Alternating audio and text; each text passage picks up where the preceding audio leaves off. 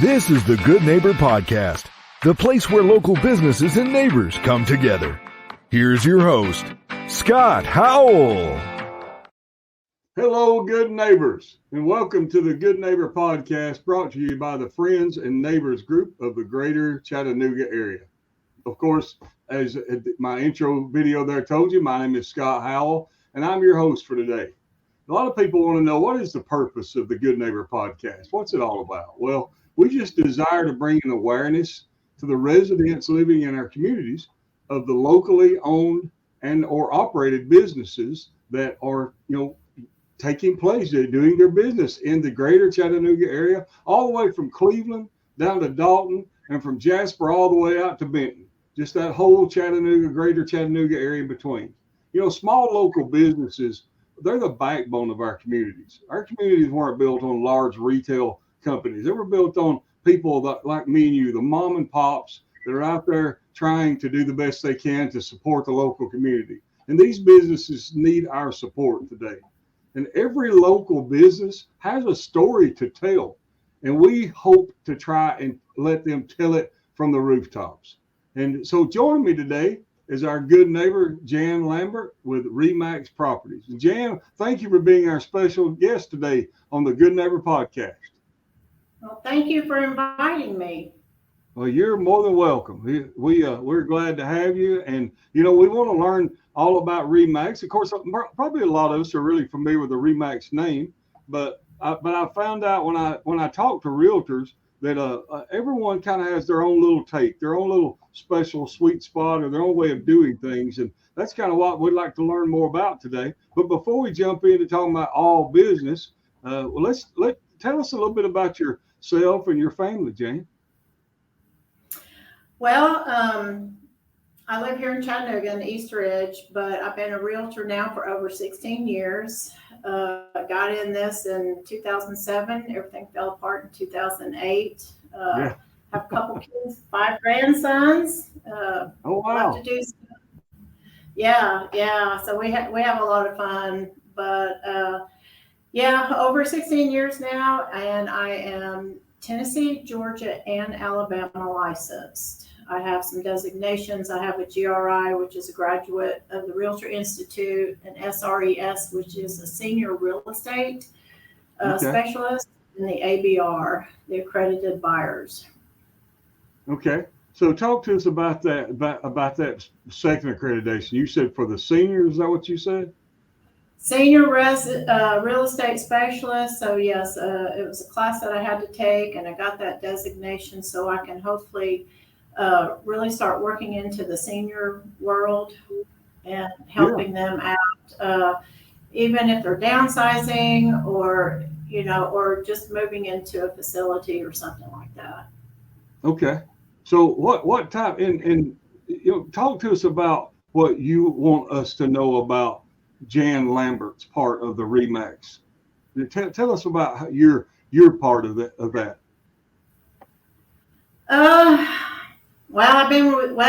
With RE/MAX, I've been here for a couple of years. I love it. Okay.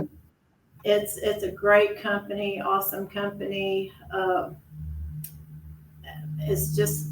just love it. Love it here. Jan, what do you think you specialize in mostly that you kind of specialize in as far as your part of the business goes?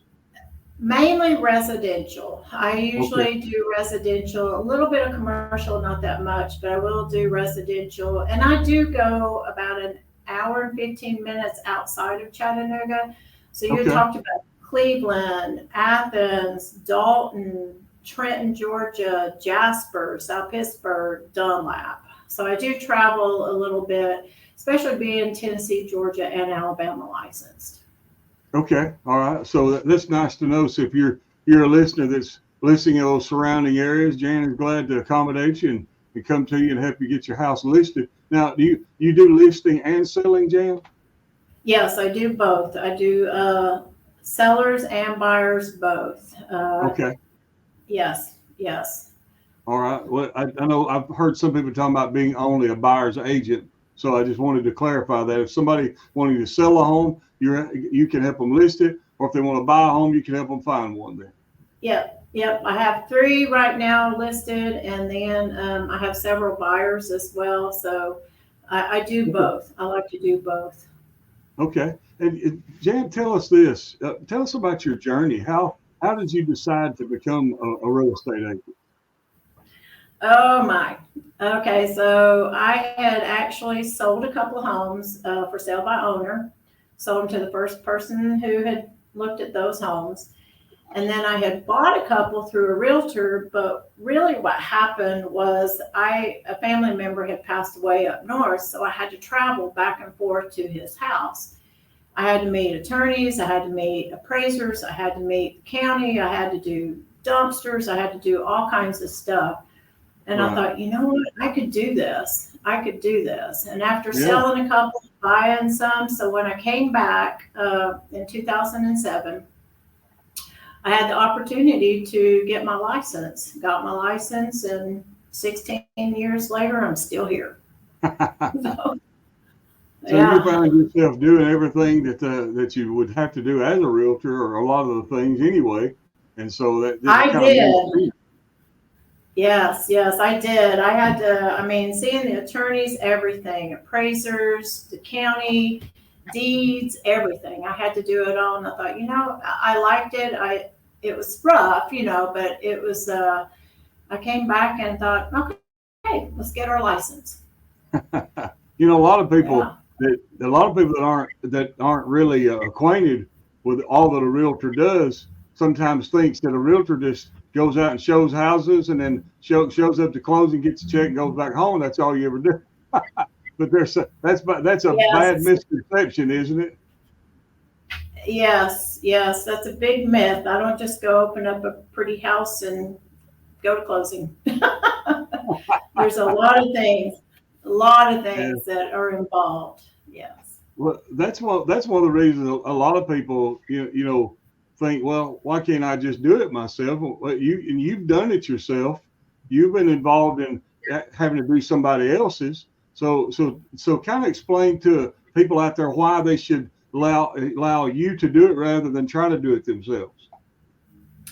Well, there's so much involved in this and if people don't understand, they think, oh, I'll just say, hey, I want whatever for my house and go from there.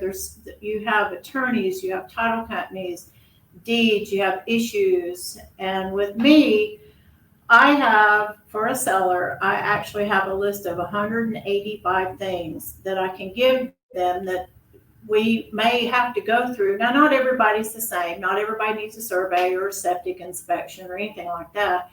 And then again, with a buyer, I have 140 things that I do for a buyer. So it's a lot of paperwork, phone calls, making sure that when you go under contract and they understand that 10 or 11 page contract, that everything gets done timely, on schedule, and everything progresses to the end of closing.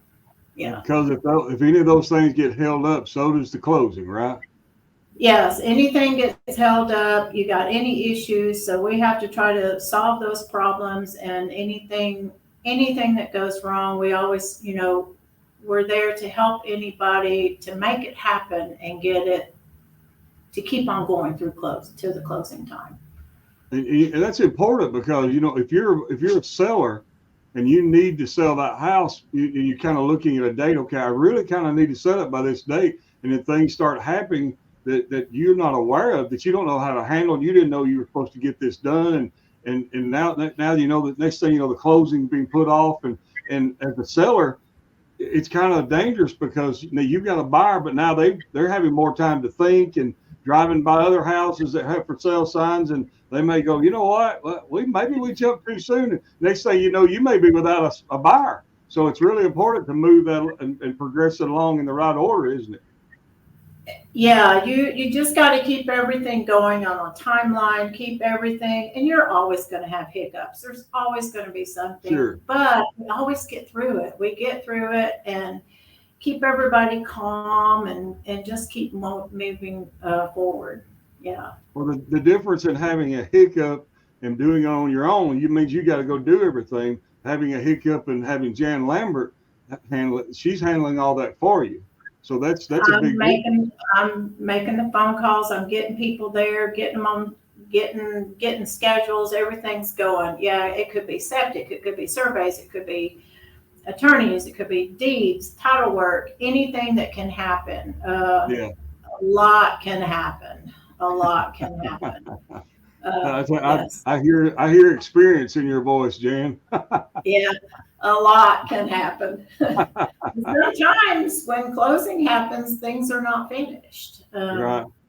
Yes, Well, sometimes you have to keep moving and keep things going after closing to make sure things are still going the way that the contract had stated.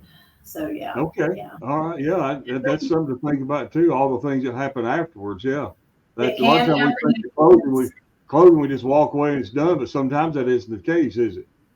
It's not the case. Sometimes I've got one right now, a month and a half later. So it's always interesting. Jan, I know there's a lot of different RE/MAX offices, and you're with the one called Properties, right? Yes, I'm with Properties here in Chattanooga, and then Beth and Francis own another one over in Hickson. So they do own two RE/MAXes